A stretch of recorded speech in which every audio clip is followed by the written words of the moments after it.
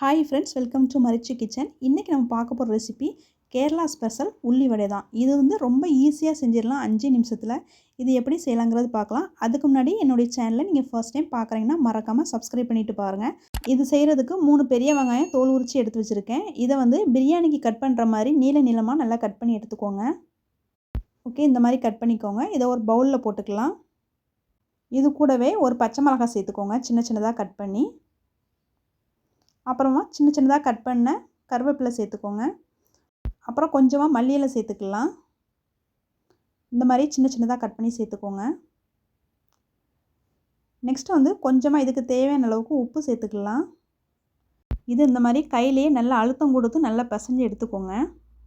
நல்லா அழுத்தம் கொடுத்து பிசையும் போது வெங்காயம் எல்லாமே ஒத்தையாக பிரிஞ்சு வரணும். அந்த அளவுக்கு நல்லா அழுத்தம் கொடுத்து பிசைஞ்சிக்கோங்க. ஓகே, இந்த மாதிரி பிசைஞ்சு எடுத்துக்கோங்க. நெக்ஸ்ட்டு இது கூடவே 1/2 டீஸ்பூன் அளவுக்கு சோம்பு சேர்த்துக்கலாம். இப்போ இது கூடவே 1/2 டேபிள் ஸ்பூன் அளவுக்கு கடலை மாவு ஆட் பண்ணிக்கலாம்.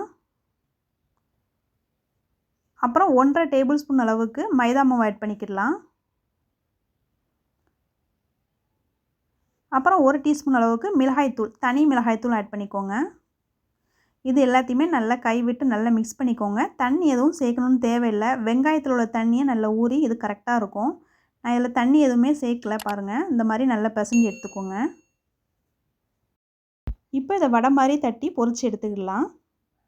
ஃப்ரெண்ட்ஸ், இதோட ஒரு துண்டு இஞ்சியை சின்னதாக சாப் பண்ணி சேர்த்துக்கோங்க. நான் இஞ்சியை சேர்த்துக்கிட்டது வீடியோவில் ஸ்கிப் ஆகிட்டு அதான் சொல்கிறேன். இந்த மாதிரி நல்லா உருட்டிட்டு உள்ளங்கையில் வச்சு வடை மாதிரி தட்டி எண்ணெயில் போட்டு பொரித்து எடுத்துடலாம்.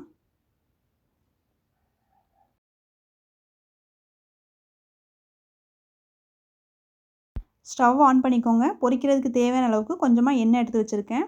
இது நல்லா சூடான பிறகு ஒவ்வொரு வடையாக போட்டு பொரித்து எடுத்துக்கலாம். பொரித்து எடுக்கும்போது ஸ்டவ்வை மீடியம் ஃப்ளேமில் வச்சுக்கோங்க. நீங்கள் ஃபஸ்ட்டே ஃபுல் ஃப்ளேமில் வச்சுருந்தீங்கன்னா வெங்காயம் வெளிப்பக்கம் சீக்கிரம் செவந்து உள்ளே வேகாத மாதிரி இருக்கும். அதனால் பொரிக்க ஆரம்பிக்கும் போதே மீடியம் ஃப்ளேமில் வச்சுட்டு பொரிங்க.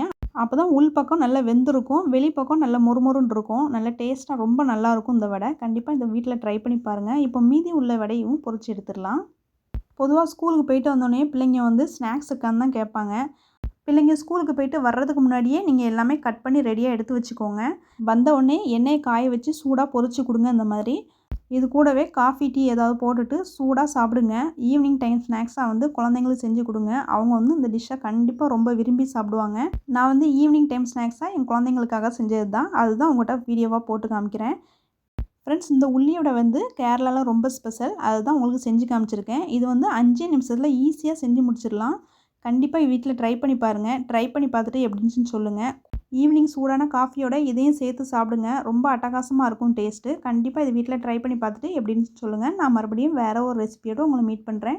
ஃப்ரெண்ட்ஸ், என்னுடைய சேனலை நீங்கள் ஃபர்ஸ்ட் டைம் பார்த்துட்ருக்கீங்க அப்படின்னா மறக்காமல் சப்ஸ்கிரைப் பண்ணிவிட்டு பாருங்கள். நான் மறுபடியும் வேறு ஒரு ரெசிபியில் உங்களை மீட் பண்ணுறேன். இது வரைக்கும் நீங்கள் வீடியோ வாட்ச் பண்ணதுக்கு தேங்க்யூ.